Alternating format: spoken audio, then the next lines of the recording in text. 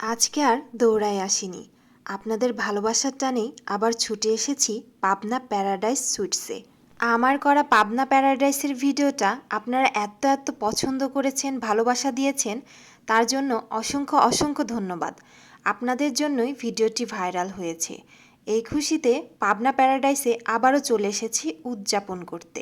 এবার সকালে নাস্তা খাচ্ছি না, খাচ্ছি তাদের ফেমাস মিষ্টি, যা কিনা পাবনা শহরে খুবই জনপ্রিয় এবং সবার পছন্দের মিষ্টি। পাবনার এই বিখ্যাত মিষ্টির দোকান কিন্তু শুধু পাবনাতেই না, এর নাম ছড়িয়ে গেছে পুরো বাংলাদেশে।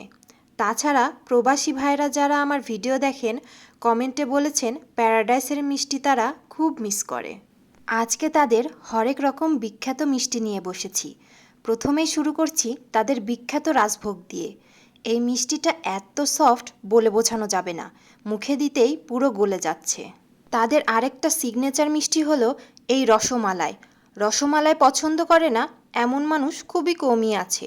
রসমালাই খেতে কারা কারা পছন্দ করেন কমেন্টে জানাবেন কিন্তু।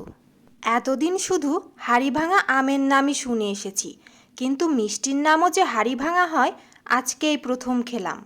ছানার এই মিষ্টিটা দেখতে যতটা লোভনীয়, খেতেও কিন্তু সেই টেস্ট। এবার আসি তাদের সেরা আরেকটা মিষ্টি খেতে, নাম তার ল্যাংচা। এটাও এই দোকানের বেশ ফেমাস একটা মিষ্টি, অনেক সফট আর রসে পুরো টইটুম্বুর। এরপর একটা মিষ্টি খেলাম যেটা কিনা ঘন দুধে তৈরি। এই মিষ্টির নাম মালাইসা। নামের সাথে সত্যিই মিল আছে। এই ঘন মালাইটা খেতে এত এত মজা, না খেলে বুঝবেন না। আমি তো এই মিষ্টির প্রেমে পড়ে গেছি। সবশেষে সবার প্রিয় ঝুরি বুন্দিয়া।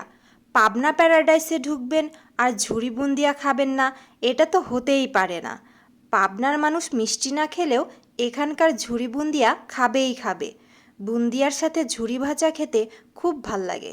এছাড়াও মিষ্টির পাশাপাশি প্যারাডাইসের আরেকটি বিখ্যাত আইটেম হলো ঘন দুধে তৈরি করা স্পেশাল দই।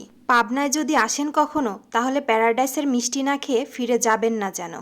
আর আপনার পছন্দের মিষ্টি কোনটা নিচে কমেন্টে অবশ্যই লিখে জানাতে ভুলবেন না। আজকের জন্য ভিডিওটি এই পর্যন্তই। ভিডিওটি যদি ভালো লেগে থাকে তাহলে অবশ্যই লাইক, কমেন্ট এবং শেয়ার করবেন। দেখা হবে পরের কোনো ভিডিওতে। আল্লাহ হাফেজ।